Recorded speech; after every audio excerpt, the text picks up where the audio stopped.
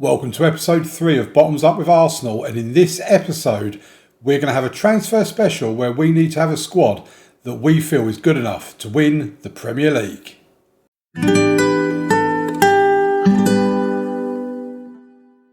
As well as winning the Premier League, we'd also like to win the Champions League if we could as well, which kind of brings me on to the fact that this could well be the beginning of the end for Bottoms Up, because the whole intention of the series is that we win the Premier League and the Champions League starting from the bottom of the English football pyramid, which in our case this season was Vanarama National League South with Aveley. And we've made it through Colchester, through Crystal Palace, and now we're here at Arsenal. We've not moved around a great deal, to be honest. We've stayed within that Londonish area. But as you can see, we've got £227.6 million in the transfer budget. If we go over to the squad screen, I've filtered it by way of potential, I think it is. I think I was looking at the under 18s. But if we look at it in terms of contract expiries, there's no one whose contract is due to expire this summer. So they will still, all these players will still technically be here. What we are looking at though is I've taken out the players that are already going to be joining other clubs. But we've got a lot of players that are wanted by a lot of other teams. If we take Restes, and number one goalkeeper, for example, he's wanted by Inter Milan. One of our backup goalkeepers, the one that I'd actually be less willing to get rid of, Manuel Fiorota, he's wanted by Napoli. There's a lot of players here that if we're going to be having a clear out, we really could. Saliba's wanted by Barcelona and Al Hilal. Declan Rice is wanted by Al Hilal.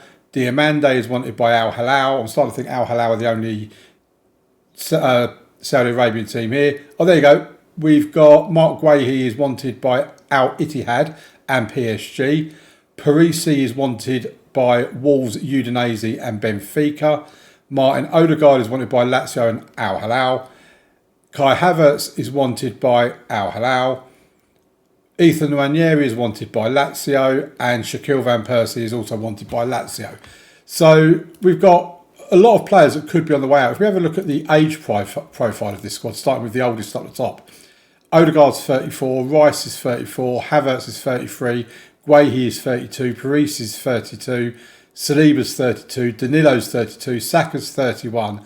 So we've got a lot of players that are over the age of 30, but they are actually really good players and they're still up in their prime. If we have a look at the wage structure, Bukayo Saka, unsurprisingly, on £400,000 a week, is our top earner. Then it's William Saliba on £350,000, Restes on £325,000. Kai Havertz, £275 is more of a realistic thing around this type of area. But yeah, if we go and have a look at our tactics screen, this is a tactic we had for the end of last season, this season, when we first joined the club. And there's not really too much we want to break in here. You know, we've got the players down here that, with the exception of Bukayo Saka, we move him up there. But Tony Cuesta is on loan at Mainz at the moment. He's 24 years old. He can play left or right in the midfield. We don't really play where we want him to play, and it's just not really of the standard that we want. So we're probably looking at moving him on when he comes back. Ben Allingham, likewise, he can play in the midfield role here, but we play with this one. But even in that position there, he's not really of the standard. And JOURNEYMAN, probably pronounced that completely wrong, Romanian international, again, he's just not what we want him to be. If we go back to the squad screen and filter by homegrown status, and we show that Cuesta is homegrown at club, Roman is homegrown at club, and Allingham is homegrown at club. So I'm assuming these are all players that have come through that one's come from Atletico Madrid. I was going to say come through a youth team. Ben Allingham probably is. Yeah, he's come through our youth team. And who was the other guy? JOURNEYMAN. Is he one of ours? Yeah, he's come through. So that's why they're here, because they're making up. But if we get rid of them three, we're still left with 1, 2, 3, 4, 5, 6, 7, 8, 9 homegrown players with enough at club and nation to be able to get through. It would mean that someone like Alistair Bruce, for example, we wouldn't be looking at moving him on. and we probably wouldn't move any of the other homegrown players out just yet. That being said, I have been in the dev centre and I've had a look at the squad, and this is why it filtered to potential. So Janelle Francis, 17 years old, 6'2" centre back. He's got a lot of work to do, but he is a 5-star potential centre back that he will probably spend this season in our under 21s, getting game time with the under 21s. I have taken over his training to train him as a ball playing defender. I mean, he's got 17 for passing. He likes being a libero, but I've put him as a ball playing defender on defend. Jack Gordon is another one. He wants to play up front. He's got 4-star potential, probably only going to reach 3-star, but as a backup to what we've already got, he could be perfectly fine, to be quite honest. And Joe White is the next one, 4-star potential as well. Central midfielder, can play the deep line playmaker, ball winning midfielder role there. He can also do the same back here. I think I fancy him more as a ball winning midfielder, so that's why I've got him being trained as a ball winning midfielder. So there's 3 players there that we can bring in should we need to. They're all 17 years old, so I would prefer to leave them in the under 18s this season. But this kind of brings me back onto what I was saying earlier on. We don't know how much longer we're going to be with this save, because in theory, if we win the Premier League and the Champions League with Arsenal this season, that's effectively mission complete in terms of the save, because that is the aim of the save, to win the Premier League, win the Champions League, and be the most reputable manager in the game. And if we have a look at our profile, we're a 5-star manager. We can't get any better reputation than what we've already got. So in that respect, you might as well say that stage 1 has been achieved. Premier League and Champions League is stage 2 and stage 3. If we have a look in the scouting centre, we have got some scouting set up. I think all I'm really going to do is I'm going to have a look at this and see if there's anyone that really stands out in terms of players that we would want to sign. If we take the filters off, we were potentially looking at a left back, and we probably still are, and we just filter it. So at the moment, we've not got a great deal that's here. What are the search things that still? I'll need to take off wing back and put any.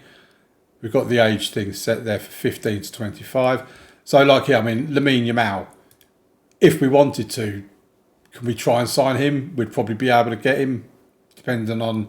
Man City have got him as not for sale, for maybe not. But there's players here that we can potentially go for. This one here, Kenta Mahara, he's got a slight injury at the moment, but it's the end of the season. We know for a fact that he's got a £96 million release clause in his contract. The temptation is very much there to go for him. And then Saka effectively is no longer a number 1, but can we have the top earner at the club not be the number 1 player in that position? Maybe we use Saka in different positions. All things I need to work out, and I'll probably come back to you for the 1st of July, when hopefully by that point I've made a decision or two. Right, so here's the end of season review. We'll just kind of skip through this because it don't really apply to us. We only came in for the last 8 games. They only had 1 transfer in last season, which was Raphael. Not really a great sign. It was £16.75 million, not particularly well spent. In terms of transfers out, they had a few players go out. Melvin Chappelle, Eder Militao, Christian Quintero, Christopher Sakala, and Tune Cooper Miners. Some decent players in there, but yeah, they probably need... Cooper Miners is 35, for example. Militao's 35. Got rid of a couple of players in their mid-20s. Then move on to the table. Obviously, we finished 4th, 73 points, 1 point ahead of Chelsea, 4 points behind Crystal Palace. Our aim for this season is basically to win the Premier League, so we need to be up here.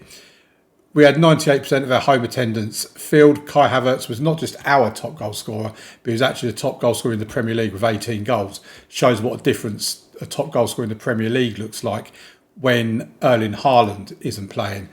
So biggest win was the 6-2 win against Crystal Palace. 3-0 win against Tottenham was the match to remember. And 2-0 win against Everton produced the goal of the season from Shaquille Van Persie. In terms of the finances, ouch. Sponsorship stayed the same, even though it says it's gone up.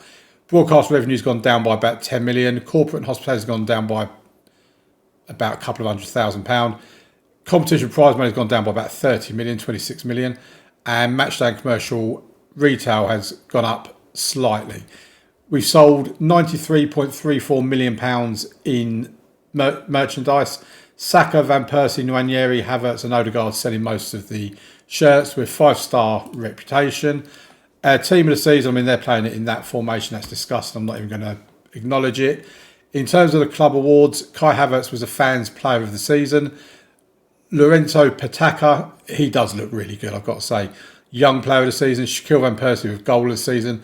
Kai Havertz, top goal scorer, 23 goals in all competitions. Martin Odegaard with the most assists, 10 assists. That seems quite low. Kai Havertz with the most player of the match awards. Kai Havertz with the highest average rating. I mean, it's concerning that Kai Havertz is getting all these awards. And most passes completed per 90 minutes, William Saliba, a legendary centre-back. They won the Community Shield. They say it's important to get off to a good start, but it rings as true as ever for Arsenal. And then the manager timeline for us. Dream come true. Arsenal hired Gunners fan Damien Hills to lead the team into a new era. I quit. I mean, to be fair, I didn't shout I quit, but, you know. And also, goalkeeper Guillaume Restes. He's won the English Premier Division Golden Glove Award.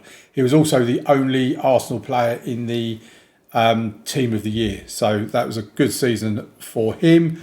If we just have a quick scout through here, see what's going on, the supporter profile. Our social media following has gone down by 2.7 million. What a fickle bunch of people football fans are. Who would have thought it? Our hardcore fans have gone up by 6%. Our core's gone down to 24%. Family is 23%. Fairweather 21%. Corporate 4%. And casual 22%. Club vision and expectations. Play high tempo pressing football. Develop players using the club's youth system. We've got people in place for that. Play possession football. Make the most of set pieces. Actionable objectives work within the wage budget and sign players to sell for a profit. All the usual contract stuff there. And for the end of next season, so they've kind of adjusted that. They want us to qualify for the UEFA Champions League and reach the latter stages of the Champions League. So they're probably saying they want us to reach the quarterfinals or better of the Champions League and to finish top 4 in the Premier League. But then next season, without a doubt, we have to win the Premier League. Squad dynamics, I mean, it's getting better. Hopefully it'll be good for the start of the new season. End of season team meeting. Oh, here we go. I hate doing these. Thank you for coming. Let's talk about Premier Division. Right, we want to qualify for the Champions League. So that one, oh, they all seem happy with that. That's exactly the reaction I'm after. And let's leave the room so I don't want to upset anybody by saying anything I shouldn't. There you go. Lovely jubbly. We need to confirm a current vision. New season team report, wonderful. Yep. I did go into the squad plan and I've had a bit of a play about with this. I'm starting to think we need to be on next season. Yes, we are. This one's just appeared. What I'm kind of looking at, Jack Gordon is one of the players we are looking at bringing through, so that's fine. What I'm looking at is I really don't think I can justify bringing in Kenta Mahara. I have to say he's really not looking like I'm going to be bringing him in at least this season. If we go to our competitions, however, and we eye up Crystal Palace, have a look at their players, I am looking at Mauricio Escalada. I have to be honest. He is a quality player. We know that he's 4 stars, current and potential ability. If we have a look at his contract details, he does have a minimum release clause of 90 million. We need, in my opinion, someone to play the ball in a midfield role because Warren Zaire-Emery is our best player, but he's only 3 stars. We need to bump that up to 4. Fabiano Parisi, he's done a pretty decent job for us since we've come in, actually. I'm really pleased with him. But he is 32 years old. He is only 3 stars. I think we need to strengthen here as well. And them 2 positions are my main positions. If we can get Escalada in to strengthen our defence, then I will be absolutely delighted with that. But like I said earlier, we'll come back on the 1st of July and I'll give you any updates we've got and if I've got any players in mind to bring in. Okay, it's nowhere near the 1st of July, but are you aware that the Club World Championship looks like this in the future? We've been drawn in Group G. I wasn't even aware we was in the competition. We've been drawn in Group G along with Al Ali, AS Roma and LAFC. Now, I assume 2 go through from each group. I really don't know. I don't even know when the games are going to be played. 5th of June to the 3rd of July. Okay then. So I can't say I care enough about this competition to... I mean, do the club care about it? Board expectation, nothing. They have no expectation for the Club World Cup. Or the Club World Championship, I should say. Okay, so I'm probably not going to show you this because it just doesn't seem worth it. I'll give you updates as of when we come in. But apparently we've been handed an easy group. I'm assuming 2 go through from each group. Will it be in the rules? So, group stage, 3 points for win, 1 point for draw, lo and behold. 3 games, teams play each other once. Top 2 teams qualify for the second round. So, after that, you then go into the second round, then the quarterfinal, semi-final, and then the third place or the final. Okay, so it looks like we're in the Club World Championships. We apparently have an easy group, and I'll let you know how we get on. I don't think we've ever won it before. No, we haven't. So, yeah, I'll let you know how we get on.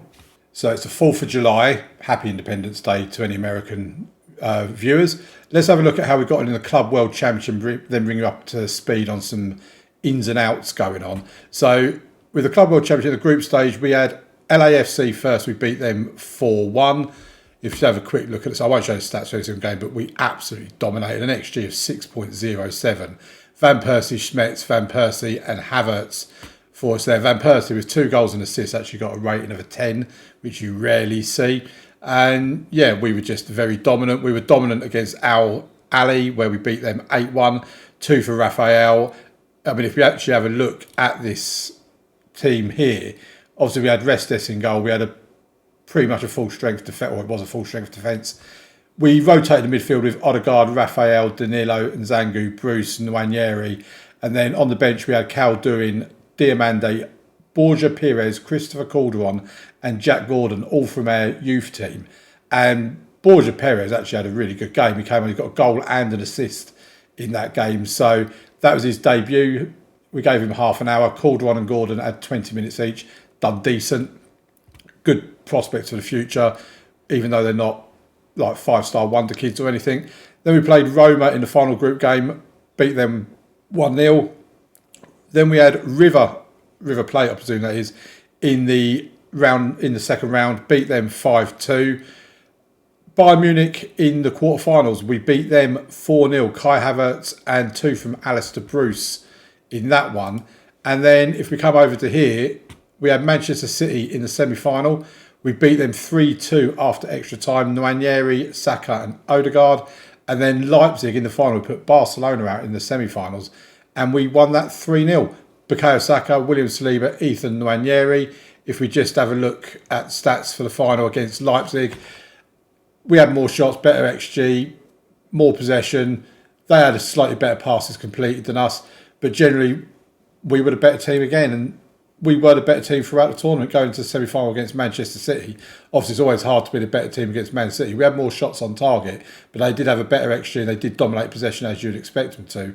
But again, we were more than just good value for our money in that game. So the Club World Championship belongs to us. We are world champions. And yeah, we've played some really good football in that tournament, I have to say.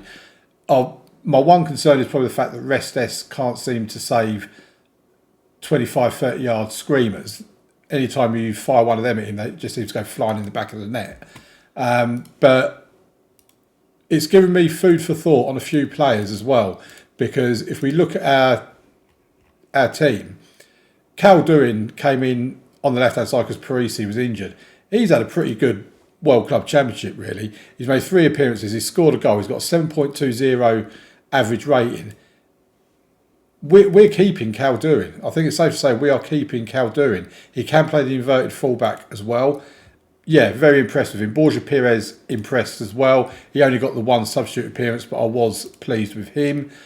And just generally, I like the look of this team. We've not really added a great deal to it. If we go to transfers and transfer history, Is there anything back here? No, we don't know what. So in terms of outs, Ben Allenham has left. He's gone to Wolves for £21.5 million. Don't mind that at all. I'm quite happy for him to leave. He's not a bad player, but he's just not what we need. In terms of coming ins and also going outs, the ones that were already pre-arranged have already left the club. Vinitsky's gone to Inter as well for £24.5 million.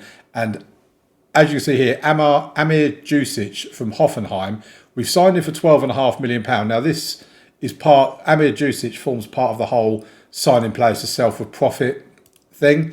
So we've bought him. He can play anywhere across the back. He's only 1.5 star at the moment, but does have 5-star potential. We've bought him for £12 million. He has a value of 35 to 44. We've loaned him straight back to Hoffenheim. So the hope is that he can have a good season at Hoffenheim, get plenty of football, get a bit of a name for himself, and maybe next season we can sell him on for a profit of that 12 million. Brian Kuanda has come in from Leicester City for 34 million. Already has a value of over 130 million to 150 million. 4-star current ability, 5-star potential. Look at his attributes. He is disgustingly good in my opinion. He's only 5'10" and his heading and jumping reach, his jumping reach is appalling and his heading's not great. But he has 17 for marking, he has 16 for technique, 20 anticipation, 16 bravery, 17 concentration, 17 decisions, 16 determination, 16 work rate, 17 agility, 18 balance, 18 stamina. He just looks so good. He can play right back as a wing back 4-star, or he can play 4 stars in the middle of the defence, and he can play with both feet as well. So he will absolutely be going straight into our team.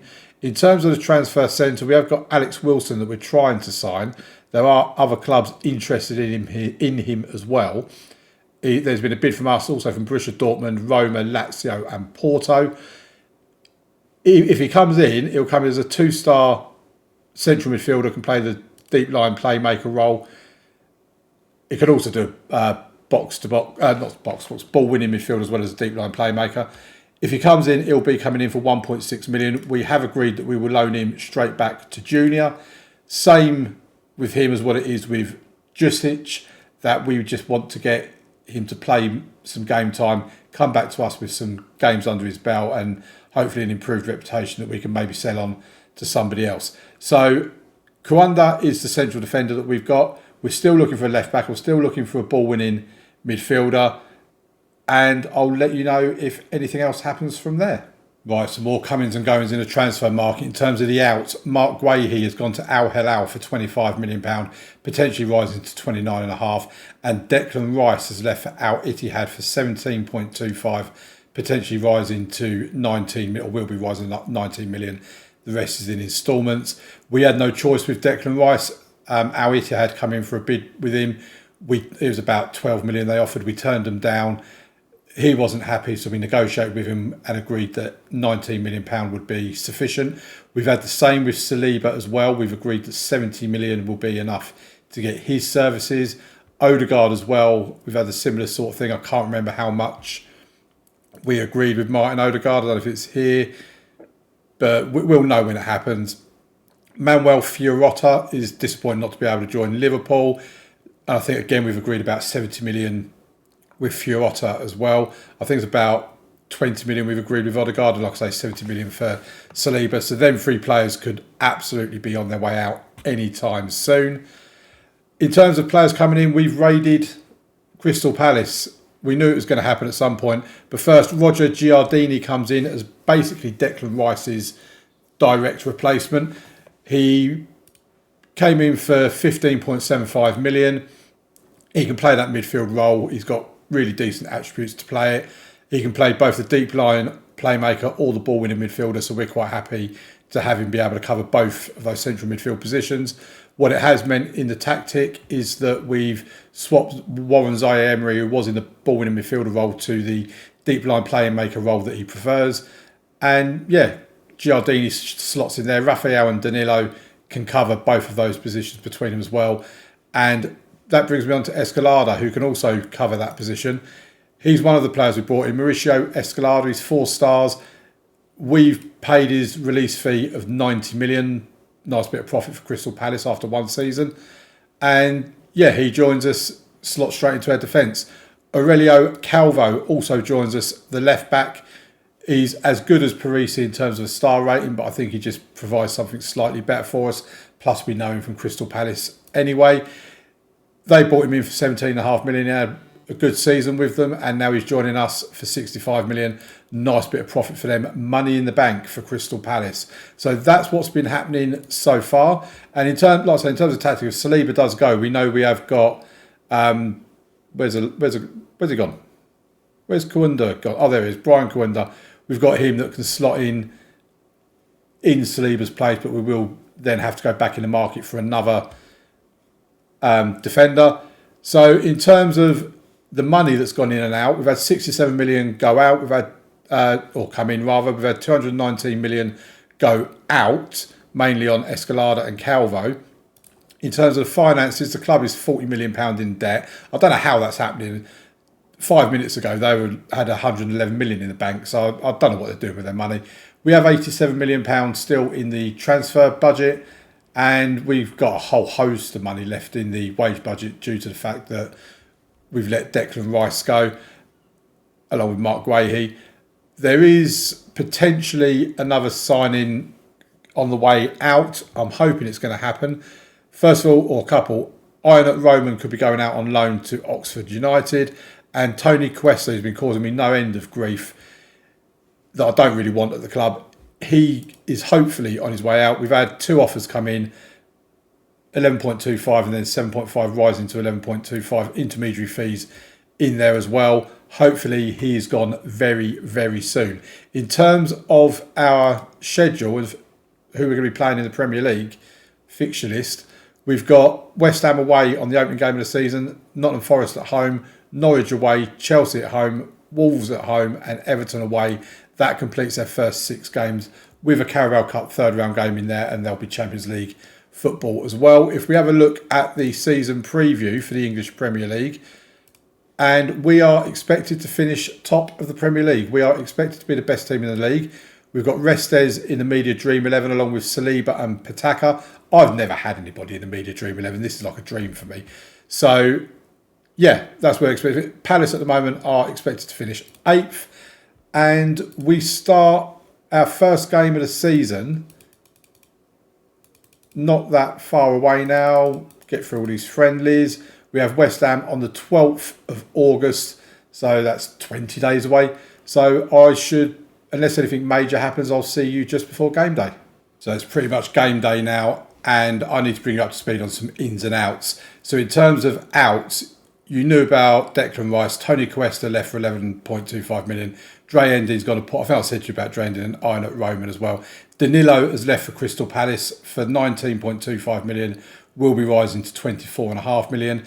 And Martin Odegaard has left to go to Lazio for 8.25 million. And we've done it. We did bring in Kenta Mahara, 4-star with 5-star reputation. We know all about Kenta. We know how amazing and wonderful he is. He takes free kicks as well. He's just all round a lovely young man. And yeah, he's had a great few seasons, or 2 seasons, with us at Crystal Palace. And now we've activated his release clause. And the good thing is he has no release clause now that he's with us. So we aim at the moment, if we look at our tactic, to be playing him through the middle rather than on the right. We've got Saka on the right, Van Persie on the left, Mahara in the middle with Schmetz up top. We also have Havertz, who at the moment is still at the club, but there is interest in him. We've had offers from him that we've turned down, but as you can see there, or you might not be able to see it behind my head, PSG, Bayern and Al Ali are interested in him. We've had offers of pretty much every player. Raphael, Havertz, Nwaneri, Palau, Caldurin. It's just Nsengu, who we've also not even got on the team anywhere, but I'll fit him in there somewhere. Yeah, we're just getting offers left, right and centre for people. Our squad has been pretty much gutted from what we knew it was. But as we stand at the moment, this is the team we're looking at starting the season with. It'd be with Restes in goal, Calvo left back, Pataka, our new captain, by the way, At right back, Escalada, our new vice-captain, along with Saliba in the middle. Zaire-Emery and Giardini in midfield, with Van Persie and Saka out wide and Mahara in behind Schmetz. If we look at the dynamics, team cohesion's good, club atmosphere is excellent, ignore the little red bit there. Managerial support is starting to go up. I mean, I've won the World Club Championship with them, you think they'd be happy. Saliba wants to move to a bigger club. Well, if anyone gives me 70 million for him, he's happy to go. And Gustavo Gonzalez is unhappy about not being able to join a whole host of clubs. I am still on the lookout for a central midfielder.